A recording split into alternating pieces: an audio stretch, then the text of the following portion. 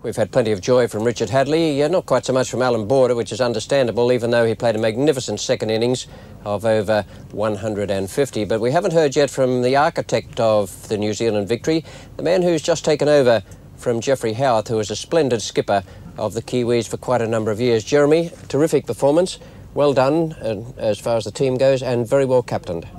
Thank you very much, Richie. Yeah, I think it has been some time in planning, if you like. Right from... I've always felt that a team's success often is generated before you leave its shores, before we left New Zealand. And we had a week together there in two separate times.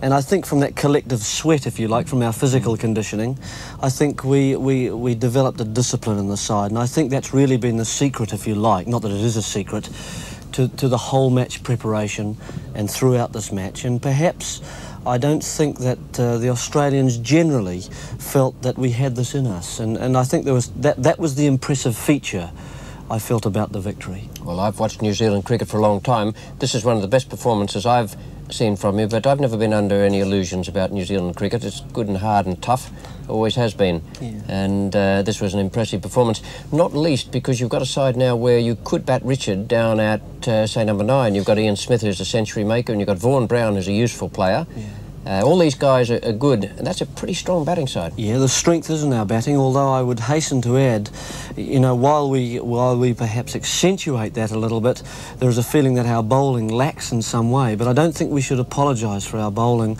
in terms of lack of speed in any way. I think our strength, if you like, and our firepower, if you like, is a different concept than Australian firepower. It's putting the ball in the right place and using more your often. brains. That's right. And setting fields and creating pressure in a different way than the Australians do. Well, I can go back to the time I played. We didn't have any express bowlers for quite some time. We had a fellow like Alan Davidson, who was a superb bowler, in the same way as Richard Hadlee is now, and we had backup strength in the bowling there, but you do have to use your brains, which is exactly what happened out there. Now, what about the two batsmen, Martin Crowe and John Reid? Well, John Reid, perhaps the Australian people haven't seen a lot of Reid. We haven't. We've read about him, but right. We haven't seen much of him. He hasn't played a lot of test matches, and I think the comment was passed as he walked out to bat in this innings. This was the first test he was going out against a white man, but certainly another century to him, and it's becoming a bit of a habit. That's 6 now.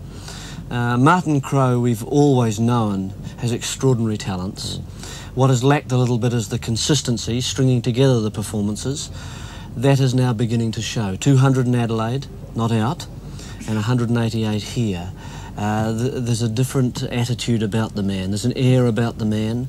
There's a determination about the man that I like. Looks very good indeed. Well, congratulations. A great win to start the series. First one ever on Australian soil, and the first one in the Trans-Tasman Trophy. Congratulations to you and to all the team. Thank you, Richie. So, the first test match at the Gabba goes to New Zealand by an overwhelming margin. A tremendous performance from Jeremy Coney and his men. A great effort from Richard Hadlee. A marvellous performance all round.